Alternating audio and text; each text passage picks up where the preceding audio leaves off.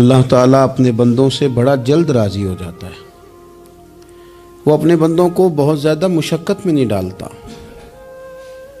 وہ اپنے بندوں سے اپنی نعمتوں کا بدلہ نہیں چاہتا۔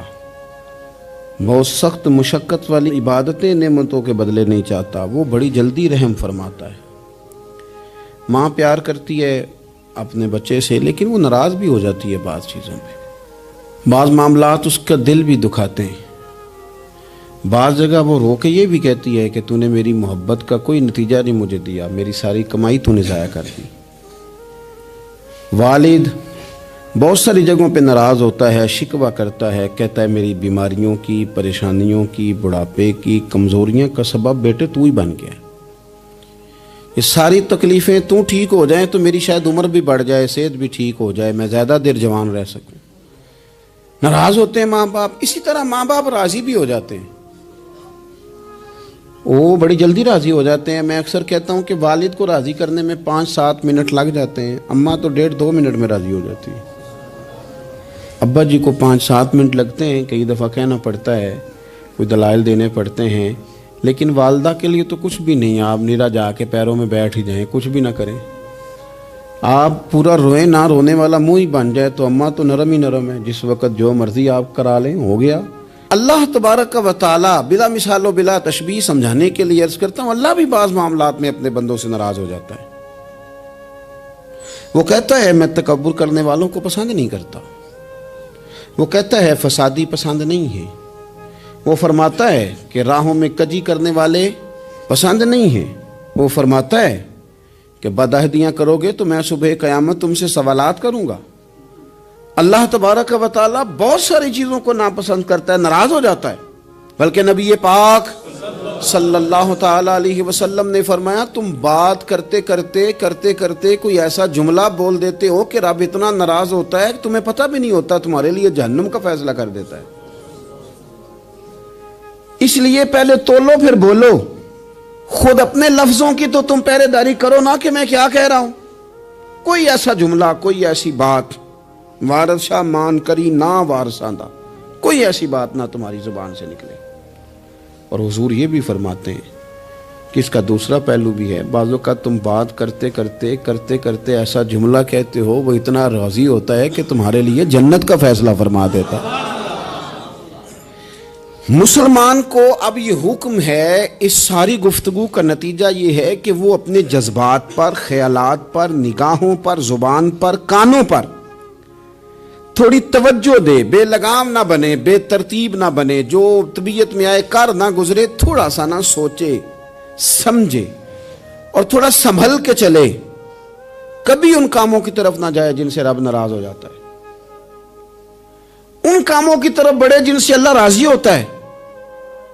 میرے نبی پاک صلی اللہ تعالیٰ علیہ وآلہ وسلم نے ارشاد فرمایا، بعض احادیث میں لفظ یہ ہیں کہ اللہ اپنے بندوں کو دیکھ کے مسکراتا ہے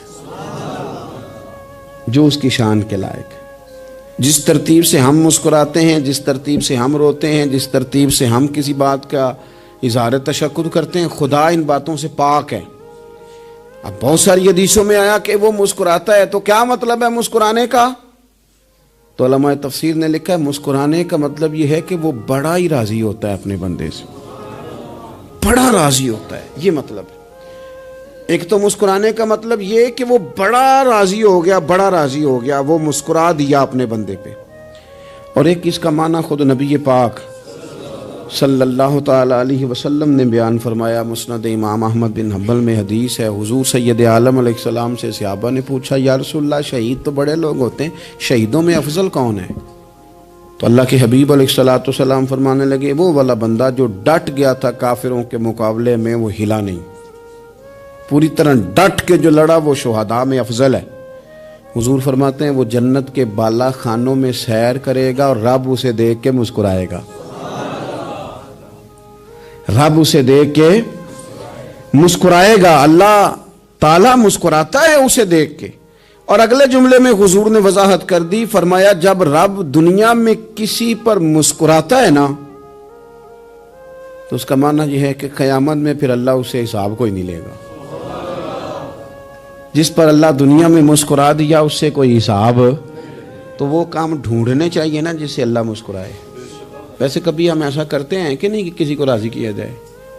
یہ کام ہم کرتے ہیں کہ ہماری کمپنی کا جو سربراہ ہے وہ ہم سے راضی رہے. جس ادارے میں ہم پڑھاتے ہیں اس ادارے کا بڑا ہم سے راضی رہے. یہ کرتے ہیں ہم، اس کے لیے کچھ نہ کچھ ہیلے بہانے ہم کرتے ہیں. برادری، قبیلہ، علاقہ، بستی، لوگ کسی طریقے سے ہمارے ساتھ مطمئن رہیں. کرتے ہیں نا یہ سارے کام. اس میں تھوڑی مشکل بھی ہمیں آتی ہے لیکن کرتے ہیں. کیا کریں، گھر میں بھی کئی دفعہ ایسا ماحول بنانا پڑتا ہے. چلیں ایک اور میٹھی مثال دیتے ہیں، زیادہ سمجھ میں آئے گی. چھوٹا بچہ خوش رہے، آپ اس کے لیے محنت نہیں کرتے. وہ چھوٹا ہے، اس کو خوش کرنا فرض ہے ابا پہ. لیکن وہ کہتا ہے کہ میں نے موٹر سائیکل لینا ہے.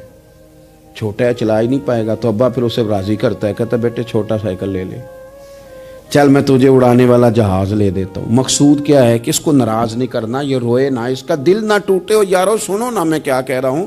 اگر چھوٹے بچے کے لیے وہ چیزیں ڈھونڈتے ہو، میرے ابا جی نا اپنے نواسے کے لیے کھلونا لے کے آئے تو بچہ بڑا ہی کھیلا تو ابا جی کہنے لگے لو پیسے پورے ہو گئے. میرے بچے کو پسند بڑا ہے نا، پیسے پورے کر چھڑے نے. دیکھو نا جی کتنا اس کو راضی ہوا ہے.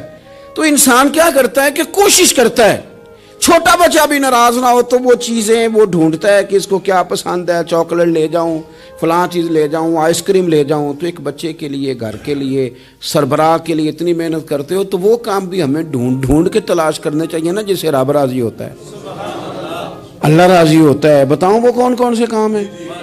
نبی کریم صلی اللہ تعالی علیہ وسلم نے ارشاد فرمایا 3 لوگ ہیں جنہیں دیکھ کے رب مسکراتا ہے.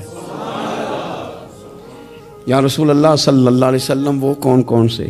تو محبوب فرمانے لگے ایک وہ بندہ ساری مخلوق سوئی ہے، آدھی رات ہے، رات کا پچھلا پہر ہے، اس نے اٹھ کے وضو کر لیا، مصلی پہ کھڑا ہو گیا خدا کی یاد میں. فرمایا اسے دیکھ کے رب مسکراتا ہے جو اس کی شان کے لائق ہے. مسکراتا ہے اللہ. یہ تو سونے کا ٹائم تھا، یہ تو گہری نیند آنے کا وقت تھا، رات کا پچھلا پہر. رات پوے تے بے درداں نو نیند پیاری آوے، تے درد منداں نو یاد سجن دی ستیاں وی آن جگاوے. اور ساون کی کالی راتوں میں جب بوندا باندی ہوتی ہے، وہ راتوں کو اٹھ روتے ہیں جب خلقت ساری سوتی ہے. اللہ مسکراتا ہے. اور سننا میرے بھائی، میرے نبی پاک صلی اللہ تعالی علیہ وسلم فرماتے ہیں جب مسلمان نماز کے لیے صفیں بناتے ہیں نا، ترتیب لگ رہی ہوتی ہے، اب اللہ کی بارگاہ میں کھڑے ہوں گے، قیام کریں گے، رکوع کریں گے، سجود کریں گے. فرمایا جب مومن صفیں بناتے ہیں تو رب دیکھ کے مسکراتا ہے. مسکراتا ہے. کمال ہو گئے عروج بندگی کا. جب بندے کو دیکھ کے رب مسکرائے. خدا بندے سے خود پوچھے بتا تیری رضا کیا ہے، مسکراتا ہے. اور میرے نبی پاک علیہ السلام فرماتے ہیں جب مجاہد جہاد کے لیے صفیں سیدھی کرتے ہیں. آج تو یہ رب کے نام پہ مرنے ہی آ گئے. یہ صفوں میں کھڑے ہوں گے، ترتیب سے لڑیں گے، ترتیب سے گلا کاٹیں گے کافروں کا یا شہادت لیں گے. فرمایا جب جہاد کے لوگ صفیں بناتے ہیں تو رب انہیں دیکھ کے مسکراتا ہے. کتنے نصیبوں والا وہ بندہ ہے جسے دیکھ کے مسکرا دیا. او یار کبھی تیرا بیٹا تیرے سامنے مسکرائے نا چھوٹا، تو تیرا دل باغ باغ ہو جاتا ہے. تیری ماں بیمار کسی ایک دن صحیح طرح ہنس پڑے تو طبیعت خوش ہو جاتی. مجھے بتاؤ نا جس کا رب بھی اسے دیکھ کے ہنس پڑے، جو اس کی شان کے لائق ہے، کیا اس بندے کے نصیبیں ہیں، کیا اس کے مقدر ہیں. آپ اس مقام پر اپنے آپ کو لائیں. اب دیکھیں نا یہ حدیث آپ نے سن لی. اب ہم نے نا اس طرح صفحے نہیں بنانے جس طرح ساری دنیا. اب ذرا صفحے بھی شوق سے بنائیں گے. اب ذرا تھوڑا سا شوق پیدا کریں گے. بھئی یہ تو میں وہ کام کرنے لگا ہوں جسے دیکھ کے رب مسکراتا ہے. نبی پاک صلی اللہ علیہ وسلم نے فرمایا جب کو بندہ توبہ کرتا ہے نا، ہم توبہ کا رٹا لگاتے ہیں، یا اللہ میری توبہ یا اللہ. اور توبہ کا تو مطلب یہ ہے کہ پچھلے گناہوں سے پکی توبہ، آج کے بعد یہ غلطی نہ کرنے کا پکا وعدہ. تو نے ساری شب برات رو کے گزاری ہے، بتا سویرے جھوٹ جوڑنے کا ارادہ ہے تیرا؟ آج کے بعد رشوت تو نہیں نہ لے گا، ملاوٹ تو نہیں نہ کرے گا، یہ توبہ ہے. اور اگر سارے کام اسی طرح کرنے تو پھر یہ توبہ کا رٹا ہے. جتنا مرضی لگاؤ، حضرت علی بن ربیعہ رضی اللہ تعالیٰ عنہ فرماتے ہیں میں مولا علی کے ساتھ تھا، مقام حرہ کی طرف جا رہے تھے، حضرت علی نے ہاتھ اٹھا کے دعا مانگی ہماری تعلیم کے لیے، ورنہ حضرت علی ہم صحابہ کو محفوظ عن الخطا تو مانتے ہیں نا، ہاتھ اٹھا کے کہا اے اللہ ہمارے گناہ بخش دے، تیرے علاوہ کوئی معاف کرنے والا نہیں۔ اور پھر حضرت علی آسمان کی طرف دیکھا اور دیکھ کے نا حضرت علی بن ربیعہ کو تو مسکرائے۔ حضرت علی بن ربیعہ کہنے لگے حضور مسکرائے کیوں ہو؟ فرمانے لگے ایک دن میں حضور کے ساتھ اسی طرح آیا تھا، اسی طرح حضور نے دعا فرمائی تھی ہماری تعلیم کے لیے، اور پھر حضور مجھے دیکھ کے مسکرائے تھے اور فرمایا جب کوئی بندہ رب کی بارگاہ میں اس طرح استغفار کرتا ہے تو رب مسکراتا ہے اور مسکرا کے فرماتا دیکھ لو میرے بندوں کو پتا ہے کہ میرے علاوہ معاف کرنے والا کوئی نہیں، انہیں پتا ہے، تم اس کی بارگاہ میں رجوع تو لاؤ، آؤ تو صحیح دو آنسو لے کر۔ اقبال کہتے ہیں کہ موتی سمجھ کے شان کریمی نے چن لیا، قطرے دو گرے میرے ار کے انفعال کے، دو میں نے آنسو بہائے تھے تو اس کے کرم نے تو موتی سمجھ کے چن لیے۔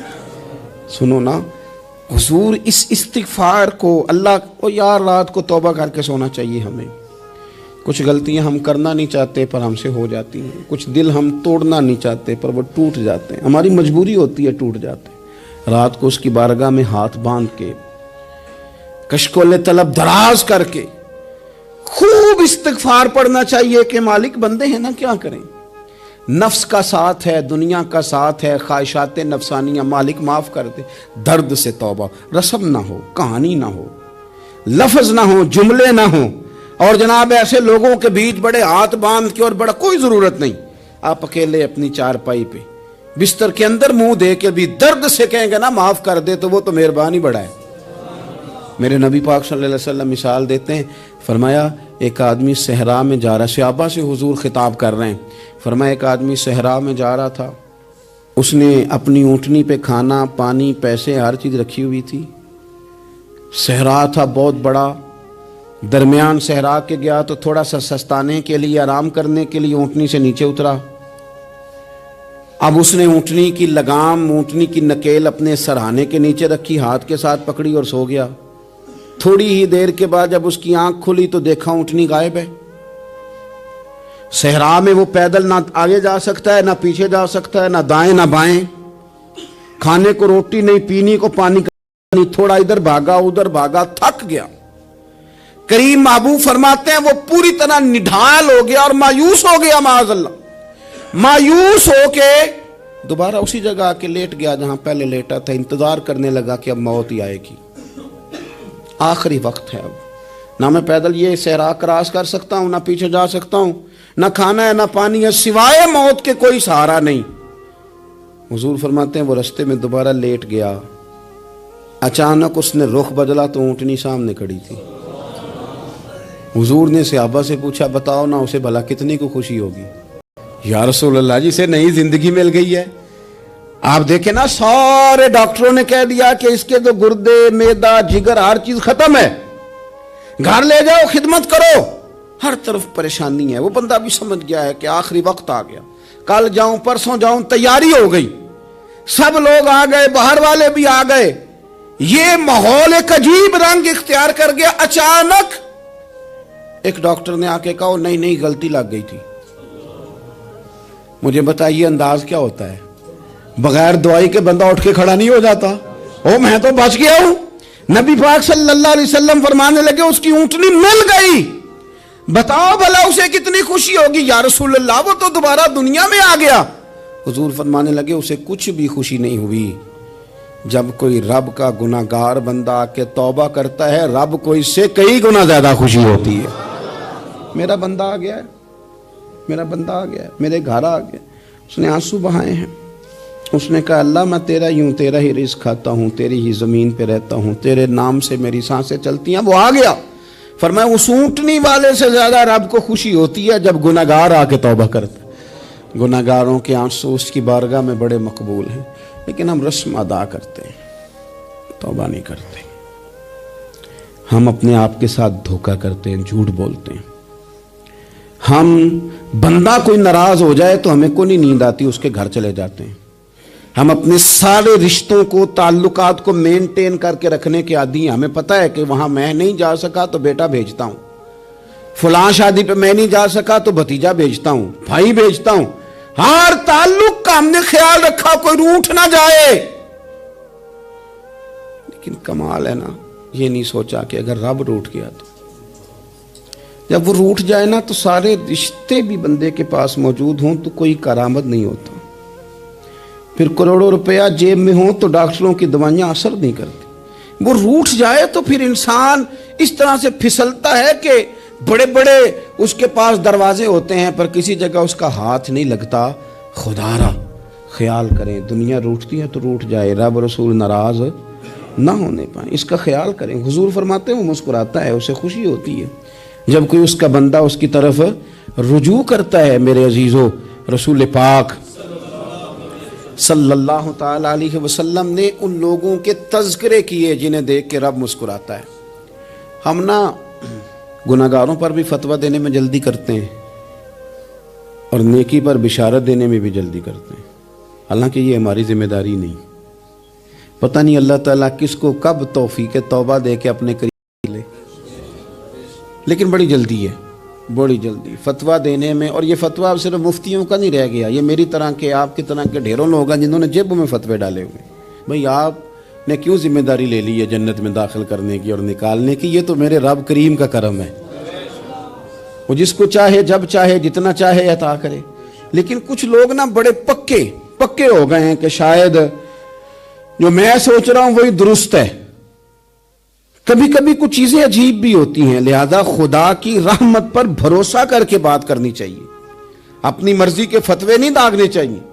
وہ دیکھو جی فلانا بندہ یوں کر رہا ہے, آپ کو پتہ ہی نہیں پوری بات کا, آپ کو علم ہی نہیں پوری بات کا. حضرت بہاءاللہ نقشبند بخاری رحمت اللہ علیہ فرماتے ہیں میں حج کرنے گیا تو وہاں میں نے ایک آدمی کو کروڑوں کا کاروبار کرتے دیکھا تو میرے دل میں خیال ہے یہاں بھی اللہ اللہ کرنی چاہیے تھی, دنیا داری کر رہا ہے. لیکن فرماتے ہیں حج سے فارغ ہوئے تو میں نے دیکھا وہی بندہ سارا کچھ رب کی بارگاہ میں خیرات کر رہا ہے, اور سینکڑوں غریب حاجی ہیں جن کو پورے خرچے دے رہا ہے. تو میں نے وہی اپنی سوچ سے توبہ کی کہ میں کہاں تھا. بڑی جلدی کھڑے نہ ہو جائیں. حضرت حسن بصری رحمت اللہ تعالی علیہ ارشاد فرماتے ہیں کہ میں دریا کے کنارے گیا تو وہاں میں نے ایک شخص کو دیکھا, وہ اپنی ایک خاتون کی گود میں سر رکھ کے بیٹھا اور قریب ایک بوتل بھی پڑی ہے. میرے دل میں معاذ اللہ خیال آیا کہ دیکھو کس انداز میں ایک عورت کے ساتھ یہ ہے اور پاس بوتل بھی پڑی ہے, جانے شراب ہے. کہتے میں سوچ ہی رہا تھا کہ اچانک کی کشتی آ رہی تھی دریا میں, وہ ہجکو لے کھائے, کشتی میں 4-5 لوگ تھے, وہ دریا میں ڈوبنے لگے. وہ آدمی تیزی سے اٹھا, دریا میں چھلانگ لگائی, پہلے ایک کو نکالا, پھر دوسرا نکالا, پھر تیسرا نکالا. ایک بندہ رہ گیا, کہنے لگا حضور مجھے تو آپ نے گناہگار سمجھا ہے, میں تو بڑے غلط انداز میں یہاں بیٹھا ہوں, آپ نے جو سوچا چلیں گے چوتھا بندہ آپ نکالنا ہے. کرے نا یہ کام, کرے نا یہ کام. بڑے بھولے بھالے بڑے اللہ والے, ریاض آپ کو بس ہم ہی جانتے ہیں. اتنی جلدی فتویٰ. حضرت حسن بصری فرماتے ہیں میں پشیمان ہوا, میں نے کہا مجھے تیرنا نہیں آتا, تو دیر نہ کر چوتھا ڈوب نہ جائے. کرتے اس نے چھلانگ لگائی, چوتھا بھی نکال لایا اور کہنے لگا حضرت آپ نے جلدی کی سوچنے میں, یہ بی بی میری ماں ہے اور یہ سرکے کی بوتل ہے. ہم ماں بیٹے کا یہ مشغلہ ہے کہ یہ وہ جگہ ہے جہاں آ کے لوگ مسافر اترتے ہیں, اور یہاں سے کسی کا گھر 100 میل ہے, کسی کا 200 میل ہے. ہم صبح سرکہ کھجوریں روٹیاں لے کے یہاں آتے ہیں, مسافروں کی نوکری کرتے ہیں, کوئی پریشان ہو تو مدد کرتے ہیں. حضرت خواجہ حسن بصری فرماتے ہیں میں نے معافی مانگی, ان سے بھی مانگی, رب سے بھی مانگی. انہوں نے مانگ لی نا, بزرگ تھے, پر ہم کو نہیں تیار مانگنے کو. ہم ہر وقت بدگمانیاں, وہ فلانے جرم کرتا تھا, میں اسے اب کیسے نیک مان لوں. بھئی اب وہ نمازی ہے, خدا کے گھر آتا جاتا ہے, اب اللہ کی بارگاہ میں حاضر ہوتا ہے. جب رب نے معاف کر دیا تو بھی سوچ بدل جا. سنیں حضور کیا فرماتے ہیں. نبی پاک صاحب الاخلاق صلی اللہ تعالی علیہ وسلم فرماتے ہیں, مسند امام احمد بن حنبل دیکھیے, فرمایا رب اس وقت بڑا ہی مسکرائے گا جب قاتل بھی جنت میں جائے گا, مقتول بھی جنت میں جائے گا. یا رسول اللہ مقتول تو گیا, یہ قاتل کیسے چلا گیا؟ حضور فرماتے ہیں جائے گا, اور جائے گا اور رب مسکرائے گا جو اس کی شان کے لائق ہے. یا رسول اللہ کس طرح؟ تو نبی پاک صلی اللہ علیہ وسلم فرمانے لگے اس نے ایک مومن کو قتل کیا تھا، وہ شہید ہو کے جنت میں چلا گیا، اب اللہ نے بعد میں اسے توبہ کی توفیق دے دی۔ پہلے اس نے کلمہ پڑھا، پھر یہ میدان میں اترا، کافروں سے لڑا، یہ شہید ہوا، رب نے اسے بھی جنت دے دی۔ قاتل بھی جنت میں، مقتول بھی جنت میں۔ اور بات اتنی انوکھی ہے کہ رب دیکھ کے مسکرا رہا ہے، جو اس کی شان کے لائق ہے۔ ہم جلدی میں ہیں، ہم انتظار نہیں کر رہے کہ شاید توبہ کر جائے، ہم انتظار نہیں کر رہے، لیکن میرے عزیز اتنی جلدی نہ کریں۔ سوچوں کا صاف ہونا، ذہنوں کا پاک ہونا، اور لوگوں کے بارے میں گمان کا اچھا ہونا۔ آپ کسی نفسیات کے ڈاکٹر کے پاس چلے جائیں، اسے کہیں ٹینشن بڑی ہے، میں ان کے مضامین پڑھتا رہتا ہوں، وہ سب سے پہلا سبق آپ کو یہ پڑھائیں گے کہ اچھا سوچا کریں۔ اچھا سوچنے سے بندہ تندرست رہتا ہے۔ کس سے بندہ تندرست رہتا ہے؟ ہیں جی، واقعی یعنی اس والے پڑوسی کے بارے میں بھی اچھا سوچنا ہے، گھر میں اس والے کے بارے میں بھی، چھوٹے بھائی کے بارے میں بھی اچھا سوچنا ہے، اور بڑے کے بارے میں بھی اچھا ہی سوچنا ہے۔ یعنی اپنی برادری قبیلے کے بارے میں بھی اچھا سوچیں، جو قبیلے کا نہیں اس کے بارے میں بھی چلیں تھوڑا سا اچھا سوچ لیں۔ اپنے بارے میں تو اچھا سوچا ہے بڑا، میں کہتا ہوں کہ ہم اپنی غلطیوں سمیت اپنے آپ سے بڑا پیار کرتے ہیں، اور دوسرے کی ایک غلطی نظر آ جائے تو ہمیں گھین آنے لگ جاتی ہے۔ آپ جلدی نہ کریں، مالک نے موقع دیا ہے بندوں کو، نہ وہ کسی کا رزق چھین رہا ہے، نہ سانسیں چھین رہا ہے، وہ اپنی زمین پہ چلنے بھی دے رہا ہے، رہنے بھی دے رہا ہے۔ تو جب اس نے موقع دیا ہے آپ بھی تھوڑا موقع دیں۔ اللہ بڑا کریم ہے، دروازے کھولے گا، اس کے بندے اس کی بارگاہ تک پہنچیں گے۔ بدگمانیاں اور پھر بدگمانیوں کا عروج، اور اس لیول تک جا کے بات کر دینا کا جہاں سے خوف آئے کہ یار یہ بات نہیں کرنی چاہیے۔ رسول کائنات سرور دو عالم صلی اللہ تعالی علیہ وسلم فرماتے ہیں کہ اللہ مسکراتا ہے۔ دیکھو ہمارے ہاں نا ایک اور بھی مسئلہ بن گیا ہے، میں نے کچھ لوگوں کو نا پکا، میرے پیارے ہیں، محبت ہے مجھے، تو میں چونکہ آپ میری کلاس ہیں، میں مشاہداتی اور تجرباتی باتیں بھی کر لیتا ہوں، اسی کی روشنی میں کئی دفعہ گفتگو بھی تیار کرتا ہوں۔ کچھ لوگوں نے نا پکا ذہن بنا لیا یہ کہنے کا کہ ہاتھ بڑا تنگ ہے، پکا، آپ جس وقت پوچھ لیں ان کا ہاتھ اور بڑا ہی زیادہ تنگ ہے۔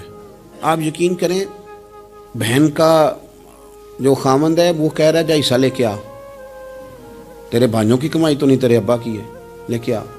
وہ بیچاری اس کی منتیں کر رہی ہے، کہتی ہے اگر جاؤں گی نا تو وہ کہیں گے حصہ لے جا، آج کے بعد ہمارے گھر نہ آنا، میرا دروازہ نہ بند کرو، مہربانی کرو۔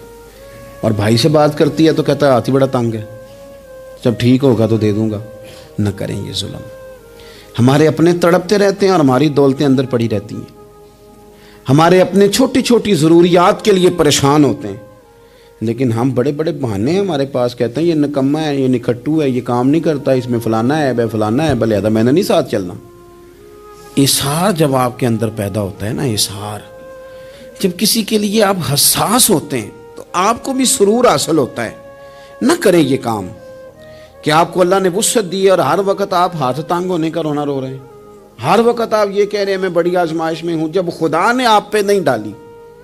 تو اتنے جھوٹ بولنا صرف اس لیے کہ میرے پیسے بچ جائیں، صرف اس لیے کہانی سنانا کہ حالات میرے بڑے خراب ہیں کہ کوئی بندہ میرے سے کوئی تھوڑا بہت قرض نہ مانگ لے۔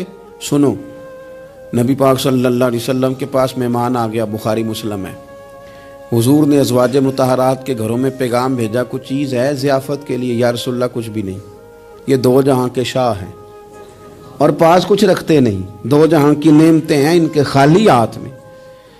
یا رسول اللہ کوئی چیز بھی نہیں۔ حضور نے صحابہ کے مجمع پہ نظر ڈالی، یا رسول اللہ صلی اللہ علیہ وسلم حکم ہو، تو حضور فرمانے لگے تم میں سے کوئی بندہ ہے جو اسے گھر لے جائے روٹی کھلائے؟ ایک صحابی اٹھے فوراً، حضور میں لے کے جاتا ہوں کھانا کھلاتا ہوں۔ فرماتے ہیں میرے گھر میں صرف بچوں کا کھانا تھا، یہ نہیں کہ فریزر بھرا ہوا ہے نعمتوں سے، صرف بچوں کا کھانا، یہ نہیں کہ کسی کو دیکھ کے اپنی ہنڈیا پہ برتن دے لیا، صرف بچوں کا کھانا۔ کہتے ہیں گھر گیا، بیوی سے کہا کیا کیفیت ہے؟ کہنے لگی بچوں کی روٹی ہے۔ میں نے کہا بچے سلا دے، صبح ناشتہ کر لیں گے۔ تو کہنے لگی آپ کیا کھائیں گے؟ تو میں نے کہا نہ میں کھاؤں گا نہ تو کھائے گی، مہمان جو نبی پاک کا ہے۔ کہا اچھا، اب ذرا تجویز دیکھو میاں بیوی کی سوجھی آپس میں، کہتے ہیں کھانا لگا دینا، کیونکہ ایک آدھ بندے کا کھانا ہے، اپنی غربتوں کا ہر جگہ اظہار کرنا، رونا رونا، یہ دیکھو غربت کیسے چھپائی جا رہی۔ اس کو کہا نہیں کہ چل تو تھوڑا رحم کھا، تو آیا ہے تو تھوڑا رحم کھا، یہ نہیں کہا اٹھ کے نا تو کھانا رکھنا اور اٹھ کے نا چراغ ٹھیک کرنے کے بہانے بجھا دینا۔ ہم دنیا والوں کے سامنے کیوں اپنے دکھ بیان کریں؟ ہم جو کہیں گے رب رسول کی بارگاہ میں کہیں گے۔ تو نا چراغ ٹھیک کرنے کے بہانے، اہلیہ اٹھی کھانا دینے کے بعد چراغ ٹھیک کرنے کے بہانے بجھا دیا، خامد بھی ہاتھ چلاتے رہے، بیوی کبھی برتن رکھتی کبھی اٹھاتی، پتہ چلے کہ کھانا کھا رہے ہیں، کھانا کھایا جا رہا ہے۔ کہتے ہیں مہمان پیٹ بھر کے کھانا کھا گیا، یہ کام ہوا رات کے اندھیرے میں، اس وقت ہوا جب چراغ بھی بند تھا، اس وقت ہوا جب کوئی دیکھنے والا نہیں تھا، کسی پڑوسی کو بھی خبر نہیں تھی۔ فرماتے ہیں صبح کے اجالے میں اس مہمان کو لے کے مسجد نبوی میں نے قدم رکھا تو نبی کریم نے فرمایا رات جو تم نے کام کیا ہے نا اسے دیکھ کے میرا رب بڑا مسکرایا ہے، اللہ بڑا مسکرایا ہے۔ اللہ تر دامنی پہ شیخ ہماری نہ جائیے، ہم دامن نہ چھوڑ دیں تو فرشتے وضو کریں، یہ شان ہے صحابہ کی۔ نبی کریم علیہ السلام نے فرمایا رب رات مسکرایا تیرا یہ انداز دیکھ کے، اور اس نے قرآن نازل کیا وَيُؤْثِرُونَ عَلَىٰ أَنفُسِهِمْ وَلَوْ كَانَ بِهِمْ خَصَاصَةٌ۔ کچھ لوگ وہ ہیں جنہیں بڑی بھی ضرورت ہو تو دوسروں پر اثار کر دیتے ہیں، قربانی دے دیتے ہیں۔ رب مسکرایا ہے، اندر پیسے رکھے ہوئے ہیں، اندر پیسے رکھے ہوئے ہیں، اور بہن آ کے منت کر رہی ہے کہ بھائی حالات بڑے خراب ہیں، تھوڑی سی مہربانی کر، تو کہتے ہیں بہن پردہ ہی ہے بس، کیسے بتاؤں تجھے حالات، تجھے کیا بتاؤں کام کتنی مشکل سے چلتا ہے، یہ پردہ یہ بس۔ بہرحال اگر تو نے کہا ہے نا 50,000 تو میں زیادہ نہیں کوئی 20 کو دے دوں گا تجھے، وہ بھی خاصی نیکی کر کے، وہ بھی بتا سکھا کے۔ رات اماں پہ علیحدہ سے احسان چڑھاؤں گا، ابا پہ علیحدہ سے چڑھاؤں گا کہ تمہاری بیٹی کے ساتھ تعاون کر رہا ہوں، سارے علاقے کو ویسے ہی بتاؤں گا۔ اور وہ غریبنی بیچاری 20,000 لے کے گھر گئی ہے، پہ سفارشیں کر رہی ہے کہ مہربانی کرو۔ میں نے ایسے بھی دیکھے ہیں جو پہلے بیوی کو پکڑاتے ہیں تو دے، اس لیے کہ پھر وزیر اعظم تو ڈنڈا نکال لے گا تو بڑا مشکل ہو جائے گا پھر گھر میں رہنا، لہذا وہ یہ تو آگے لگ۔ یہ کیا لہجہ ہے آپ کا؟ یہ تو کسی کو بھی دیں تو چھپا کے دینے کا حکم ہے، کسی کو بھی دیں تو ہمیں حکم یہ ہے کہ سیدھے ہاتھ سے دینا ہے، الٹے کو خبر۔ اور یہ جو بالکل ہی اپنے ہیں ان پر تو پردہ پوشی آپ کے لیے ویسے ہی ضرورت تھی۔ میرے عزیز رب مسکراتا ہے، میرے نبی پاک علیہ السلام نے یہ اعمال ہمیں بتائے جن پر اللہ مسکراتا ہے، خوش ہوتا ہے۔ اور بعض لوگوں کو حضور نے نامینیٹ کیا، حضرت سعد بن معاذ رضی اللہ تعالیٰ عنہ عظیم صحابی تھے، یہ وہ خوبصورت صحابیاں جن کے جنازے کو کندھا میرے نبی پاک نے عطا فرمایا، حضور نے کندھا عطا فرمایا، کمال ہو گئی۔ نرخ بازار محبت کا انوکھا ہی ہو گیا، خود خریداروں میں شامل آ کے مولا ہو گیا، حضور نے کندھا دیا۔ حضرت سعد بن معاذ رضی اللہ تعالیٰ عنہ کا جب جنازہ اٹھا ان کی والدہ رو پڑی، بڑے درد سے روئی، ماں تھی نا، ان کی آواز جب حضور تک گئی تو نبی پاک نے فرمایا آنسوؤں کو روک لے، آواز کو کم کر لے، تیرے بیٹے کی تو جب روح پرواز ہوئی ہے تو رب مسکرایا ہے، جس کے آنے پہ رب راضی ہو مسکرا دے جو اس کی شان کے لائق ہے۔ یہ تو وہ لوگ ہیں کہ جن کے جانے پر نا رب، وہ کسی نے کہا تھا کہ میرے مرنے پہ ہر سو شور مچ جائے گا، دیکھو گے میرے مرنے پہ ہر سو شور، تمہیں پتہ چل جائے گا جب ہم جائیں گے، میرے مرنے پہ ہر سو شور مچ جائے گا دیکھو گے، اور کہنے الوداع سرکار خود تشریف لائیں گے۔ اور درویش کہنے لگے بعد مرندے مکھڑا میرا ہو جاوے جے تازہ، پھر سمجھ لینا محبوب میرے نے آن پڑے ہے جنازہ، اور عاشق کا جنازہ ہے، ذرا دھوم سے نکلے اور محبوب کی گلیوں سے ذرا گھوم کے نکلے۔ فرمایا کہ ان کے تو جانے پہ رب کریم، اور حضور نے ایک دعا بھی دی۔ حضرت ابو طلحہ، حضرت طلحہ رضی اللہ تعالیٰ عنہ صحابی تھے، ان کا وصال ہو گیا تو حضور نے دعا بھی دی، فرمایا یا اللہ جب میرا طلحہ ہے نا تو اس سے مسکرا کے بات کرنا، یہ تجھ سے مسکرا کے بات کرے جو تیری شان کے لائق ہے۔